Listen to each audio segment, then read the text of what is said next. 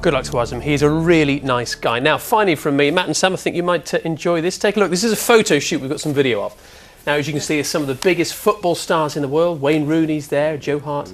And along with them are some children from William Shrewsbury Primary School in Burton-upon-Trent. It was all to raise awareness for the ongoing battle against malaria in Africa. And there they are, there's the children, look at that. And how did they get that opportunity? Well, I thought maybe the school in Burton won a prize or something, but it turns out it was just the closest school to St George's Park. That's an easy. It's geography. Yeah. Brilliant, good school to go to. Everyone's going to want to go there now. Brilliant. Steve, thank you. Thanks, Steve. Now, we've got some news about us. Last night, members of the team here, the ones that are looking bleary-eyed today, attended the Royal Television Society Midlands Centre Awards at the National Motorcycle Museum in Solihull. Yes, keep the volume down a little bit. And we were thrilled to win the Diversity Award for a special programme on the Trojan horse allegations that Birmingham schools had been infiltrated by extremists. Very, very pleased indeed to win that particular award. And also, Samina, yes. You won one, didn't you? I did. Best on-screen personality. And there it is. Just yes. off screen. Let's pull it in. Yep. There we go. Is that yours? I think that one, yes. This is the Trojan horse one, yeah. And yes, that's the one. Well done to you. Thank you. I brought in my Cycling Proficiency Award from 1984. It was great. It's a good award. Yeah. I worked very hard for it.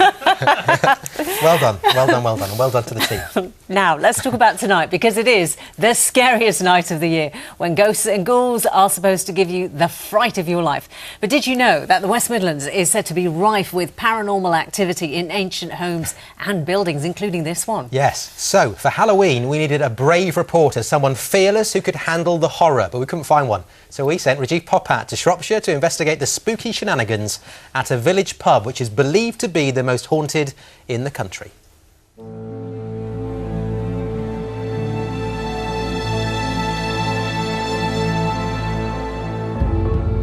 It's said a ghostly figure lurks in the dark in the tiny village of Moreville in Shropshire. Locals say it's a 16th century monk who frequents the Acton Arms. It's quite interesting really. It can get a bit, I mean, it's the noises of the building can be a bit freaky, and upstairs the floorboards creak a bit. There has been sightings in the corridor which is out the back of just shadowy figures walking past the doors.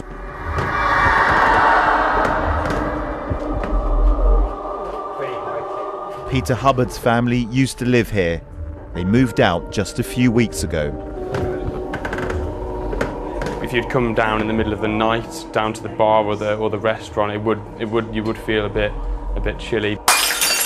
Behind the bar there was a glass that smashed with no reason whatsoever. Just smashed while my parents were working behind the bar. And in the toilets, you'd hear screaming. Obviously, caused quite a lot of panic. Raymond Basson has been coming to the pub for decades and is only too aware of the ghostly goings-on. I've had people in here, we've been in here and, well, they think the spirit has got them. There's a... What is it across the room you called it, Maya? Poltergeist. No, we used to have it in the cottage. Oh, a spirit... Energy line. Energy line. Some folks think they feel a energy line. And when Peter's family hung up a photograph of the highest hill in Shropshire, something strange appeared soon after. When this photo got put in, it was completely clear, and now you can see sort of a watermark of a young girl there, which probably appeared about 2 days after it was put up. And there's no explanation as to why that appeared? No, not at all. It appeared within 2 or 3 days after. It's believed the monk has been making his presence felt for hundreds of years and has a reputation as a womanizer. That's probably why he hasn't come anywhere near me as such.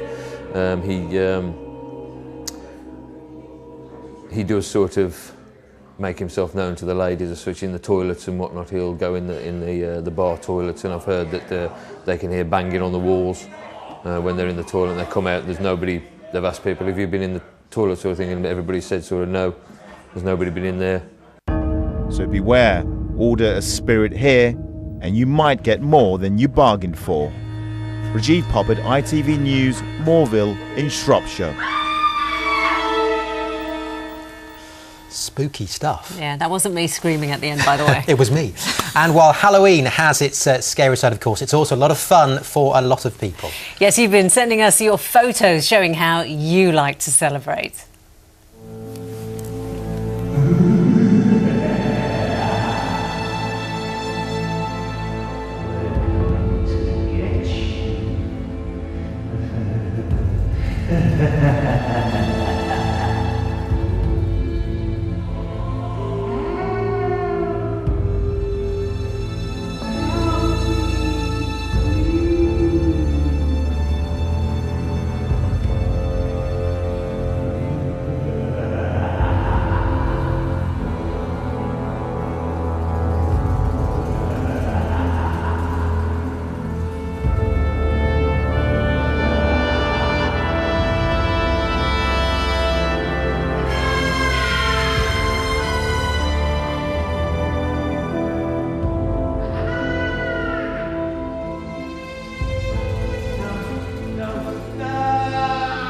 Very good. And there's more of your pictures on our website, itv.com/central. Now, though, let's get a look at that trick-or-treating weather. With the detail, here's Manali.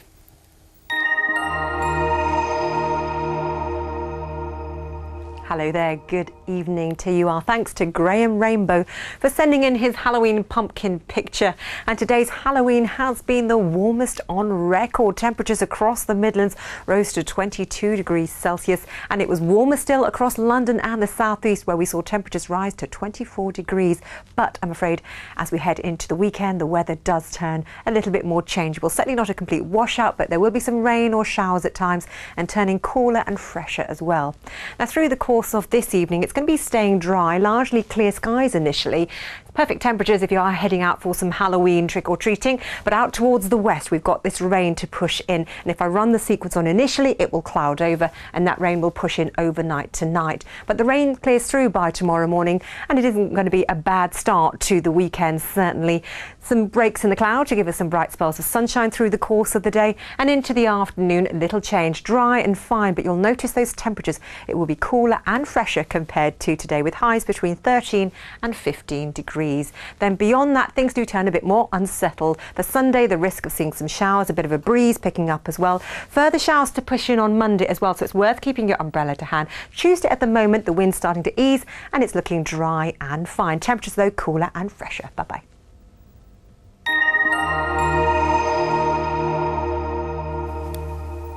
Time now for a reminder of tonight's top stories on ITV News Central. Before we go, the bodies of two men have been found in the wreckage of a burnt-out fireworks warehouse in Staffordshire. The fire ripped through the industrial unit yesterday afternoon. A 53-year-old man arrested in connection with the incident has been released and is now being treated as a witness. And three brothers from Iran who could save their sister's life here in Solihull are being denied entry to the UK because the immigration forms they submitted weren't filled in correctly. Their sister has leukemia. They're all suitable matches. Well, that is it from us for now. If you're tricky or treating tonight, be careful, but do have fun, and we will see you next week. Goodbye for now. Bye-bye.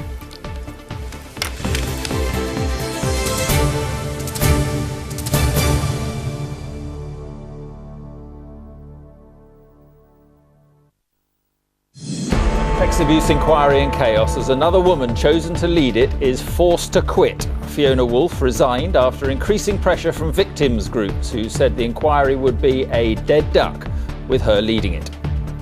If I don't command their confidence to run the panel fairly and impartially, then I need to get out of the way. Also tonight, the brother of two Britons who died in Syria tells ITV News that he's prepared to stay and he's prepared to die.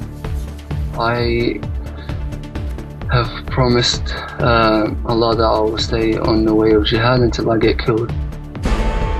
Two bodies are found in the wreckage of a fireworks warehouse in Stafford. And the sea of poppies that's simply proving too popular.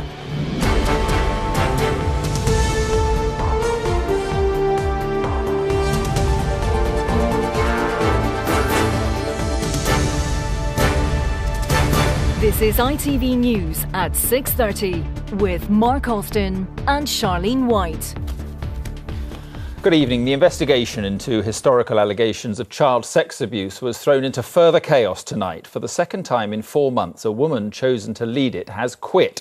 Fiona Woolf was forced out by victims' groups who said the inquiry would be a dead duck with her leading it. Tonight, she admitted that she didn't have the confidence of the victims and therefore it was time for her to get out of the way. Our political correspondent Romilly Weeks reports.